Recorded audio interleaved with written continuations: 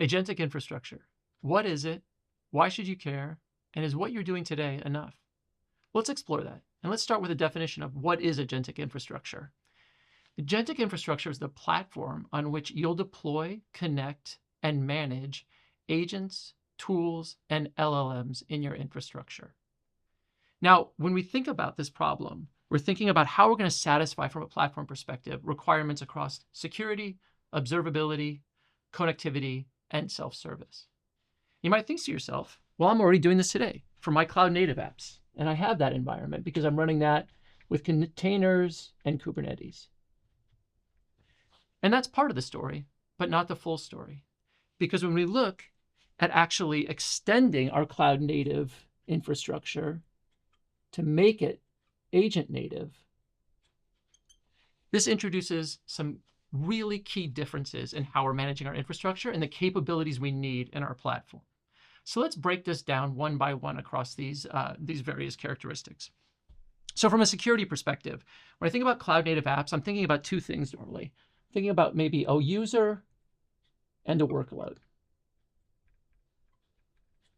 And principally, I'm thinking about authenticating users as traffic maybe comes into a cluster, and then also making sure that that user is authorized to talk to workloads, and workloads are authorized to talk to other workloads. And those principles certainly apply within the agent native space as well. But in the agent native space, we're not just thinking about, hey, can a user talk to an agent, or can an agent talk to a tool? I'm also thinking about, can an agent act on behalf of a user? And this is bringing a new contextual dimension to system and user level policy, where I'm saying, yes, an agent is authorized to talk to this tool server and these tools in this tool server, but when acting on behalf of this user, I might downscope those permissions to a limited set for that specific use case. Next example we have is around observability.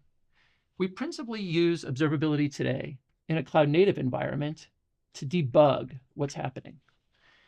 And that's because we have very, very spotty sort of uniform consistency around generating things like traces, right? I can't actually force an application to do that in a consistent way. And even if I use a technology like a service mesh to originate traces, I can't guarantee that my applications or services are actually propagating those traces, okay? But more or less, that's enough in today's environment. But in an agentic infrastructure, what we're really thinking about is not just debugging agents, but explaining their behavior. And in this case, for every invocation of an agent, I need the complete end-to-end of a user giving an agent a prompt, that agent talking to an LLM, talking to tools, and potentially other agents. And if I'm going to explain or audit that outcome, I need that entire sequence of request responses and contextual data over every step of that process to explain that.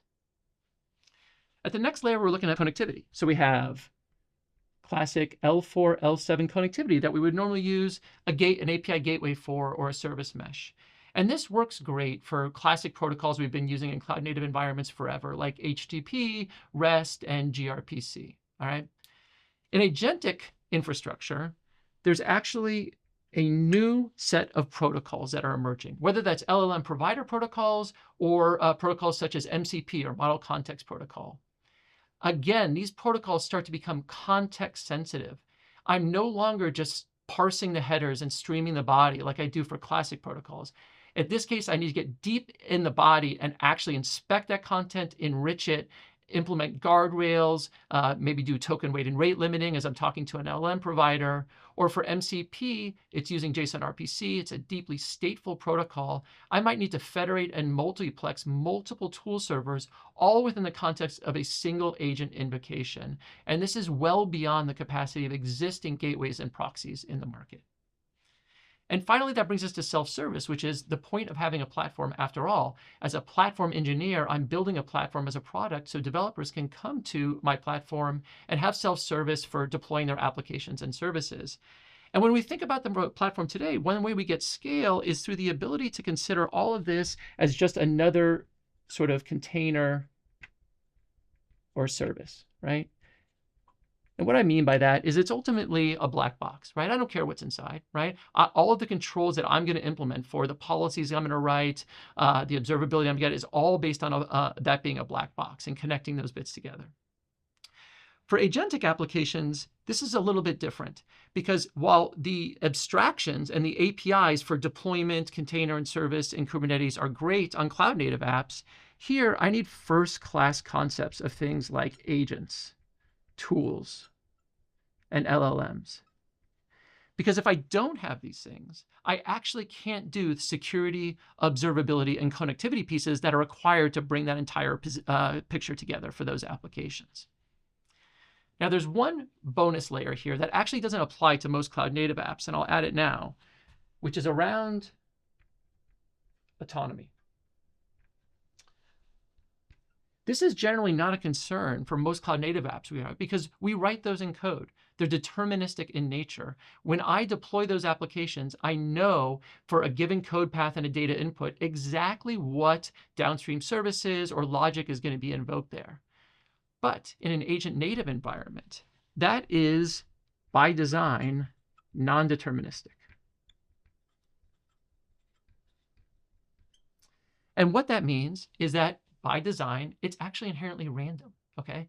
Given an input, okay, if I execute an agent 5 times, I could potentially get a different execution path all 5 times, right?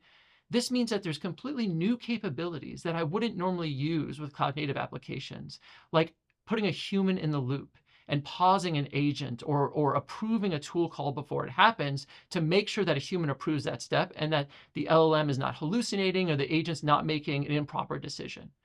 When I start to get agents that are more autonomous, I might use a strategy like human on the loop, where I'm actually allowing the agent to act autonomously, but I'm closely observing and auditing and explaining its behavior so I feel comfortable with its performance in production.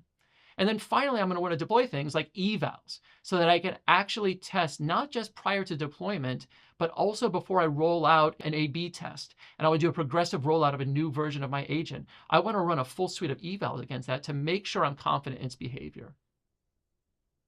So all in all, that's what an agentic infrastructure is. Hopefully now you also understand why you might need an agentic infrastructure and why your existing cloud-native platforms are a great foundation for agentic infrastructures, but these key gaps represent why you need additional projects like K-Agent and Agent Gateway to fill those gaps.